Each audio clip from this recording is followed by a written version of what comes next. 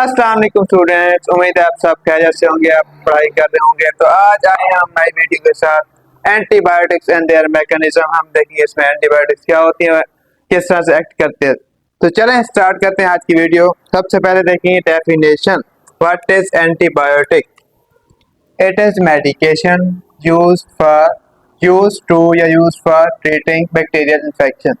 मतलब जैसे कोई भी मेडिसिन होती है, जनरल यूज करते हैं कि मेडिसिन है किसी डिजीज के अगेंस्ट यूज होती है। तो ये क्या स्पेसिफिक है, use to treat bacterial infection. मतलब ऐसी डिजीजेज जो बैक्टीरिया के जरिए होती हैं, उनको ट्रीट करने के लिए जो हम मेडिकेशन यूज करते हैं उसे कहते हैं एंटीबायोटिक। यही मैंने आगे लिखा है, it is type of antimicrobial. Antimicrobial होते हैं जो माइक्रोब के अगेंस्ट यूज होते हैं, उनमें बैक्टीरियल भी आते हैं, वायरल भी आते हैं, फंगल आते हैं, वो आगे हम डिटेल में पढ़ेंगे। तो वही मैंने लिखा है, type of antimicrobial agent active against bacteria. वही है, शॉर्ट में लिखना है, याद रखना है कि these are substances active against bacteria. They may kill और इनहिबिट। इनकी टाइप्स होती हैं बैक्टीरियोस्टैटिक, बैक्टीरिसाइडल। बैक्टीरिसाइडल क्या करते हैं, वो किल कर देते हैं बैक्टीरिया को, और बैक्टीरियोस्टैटिक क्या होते हैं, उनकी ग्रोथ को इनहिबिट कर देते हैं, जिसकी वजह से उनका असर स्लो डाउन हो जाता है। ये हम आगे फर्दर डिटेल में पढ़ेंगे इनकी टाइप्स। ये मैंने इंपॉर्टेंट पॉइंट्स लिखे इनके। आगे मैंने लिखा है कि मिस यूज और overuse can lead to antibiotic resistance. ये कैसे होता है, डॉक्टर ने हमें एंटीबायोटिक सजेस्ट की, रेकमेंड की, हमने यूज की। तो उसने कहा था 3 दिन करनी, हमने 6 दिन कर दी।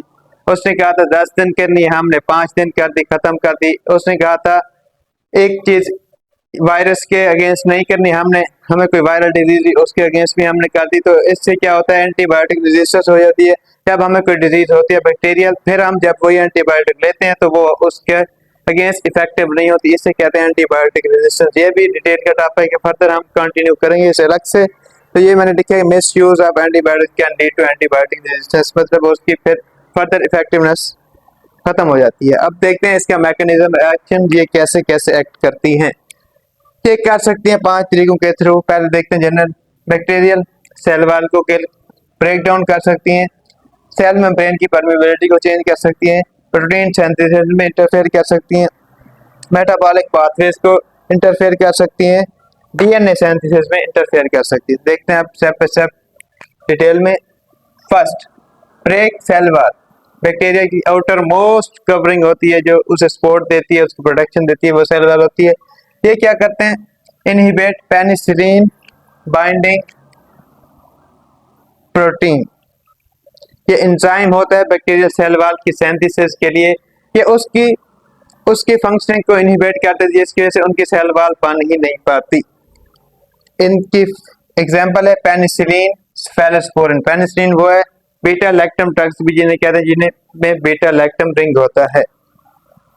और दूसरे नंबर पर देखते हैं दूसरे कैसे हैं, सेल मेम्ब्रेन की परमेबिलिटी को चेंज करते हैं। सेल वॉल सबसे पहले होती है, उसके बाद सेल मेम्ब्रेन होती है।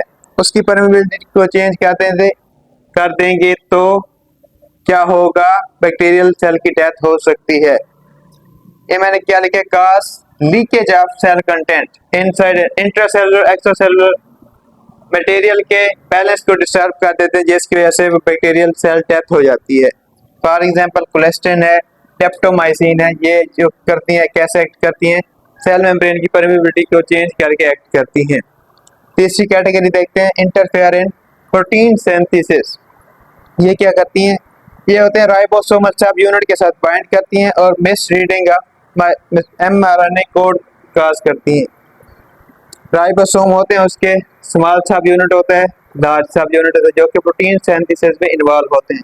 ये जाके उनके साथ बाइंड हो जाती हैं, इससे मैसेंजर आने के सही से उसकी रीडिंग नहीं होती, मिस रीडिंग करते हैं, जिसकी वजह से प्रोटीन सिंथेसिस इफेक्ट हो जाती है और बैक्टीरियल सेल ग्रो नहीं कर सकता, वो उसकी वर्किंग नहीं होती। For example streptomycin. ये होगी तीसरी कैटेगरी। आप देखते हैं चौथी क्या है, interfere in metabolic pathway. Body के जो डिफरेंट मेटाबॉलिक पाथवे से, for example folic acid synthesis है एक मेन, मैंने वही लिखा है, inhibit folic acid synthesis. Folic acid की सिंथेसिस को ये रोकता है। फॉलिक एसिड क्यों नेसेसरी होता है, ये हमारी बॉडी में न्यूक्लियोटाइड की सिंथेसिस के लिए नेसेसिटी होते हैं। जब ये ही नहीं बना तो न्यूक्लियोटाइड नहीं बने, जब न्यूक्लियोटाइड नहीं बने तो डीएनए सही से फंक्शनिंग नहीं करेगा, उसकी सिंथेसिस नहीं होगी, तो इस तरह बैक्टीरियल सेल डेथ हो जाएगी। फॉर एग्जांपल सल्फोनामाइड ड्रग है जो इस मैकेनिज्म के थ्रू एक्ट करती है।